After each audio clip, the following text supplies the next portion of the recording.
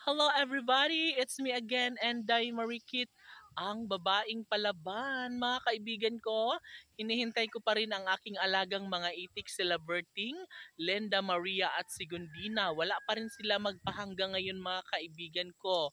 No, pero okay lang kasi nga nandito pa rin naman ako sa gitna ng kagubatan para bantayan at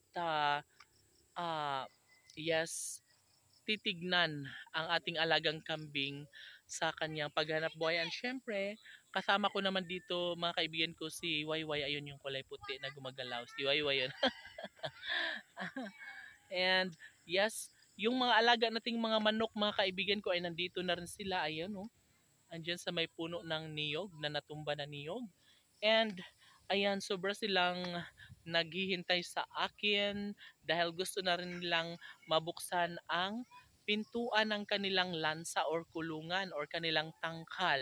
No, syempre, mamaya ay sabay-sabay na lang natin silang isisilong dahil nga sobra pang naghahabol ng kuta itong si Bingkay. Gusto niyang mabusog talaga ng todo-todo no for today video kaya sobrang seryoso niya ngayon. Kumakain siya ng mga healthy greeny leaves na talaga nga namang nagbibigay sa kanya ng sigla. Sabi nila mga kaibigan ko masarap daw ang kambing pero hindi ko pa siya natikman. Bitaw ay. So papadamihin pa namin itong si Bingkay mga kaibigan ko and meron na kaming nakitang bibilhin na kambing na lalaki para mayroong magiging katuwang si Bingkay sa araw-araw. Para hindi naman siya boring sa kanyang buhay. And si Bingkay mga kaibigan ko ay talaga nga namang wala ng ibang ninanais kundi ang magkaroon ng magandang buhay. Magiging busog every day. And of course mga kaibigan ko sa morning ay inilalagay dito si Bingkay and of course sa afternoon. Basta wala lang ulan mga kaibigan ko, basta maganda lang yung panahon kasi hindi namin siya pinapaulanan kasi nga baka ubuhin siya.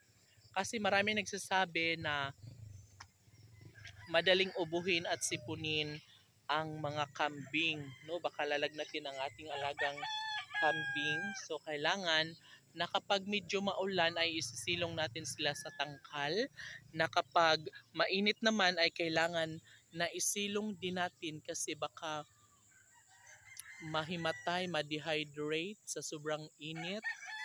And of course hindi nila kaya ang sobrang mainit no sa kanilang katawan. Unlike sa mga baka mga kaibigan ko ay pwede lang kahit maghapon sila sa gitna ng araw, no?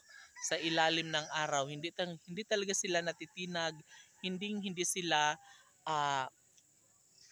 mamamatay. Kaya gano'n naman, kaiba naman sa kambing mga kaibigan ko kasi very sila, conservative, very sila kanabitang mabilis lang silang manghina no at magkaroon ng hindi magandang nararamdaman sa kanilang katawan. Okay, siya.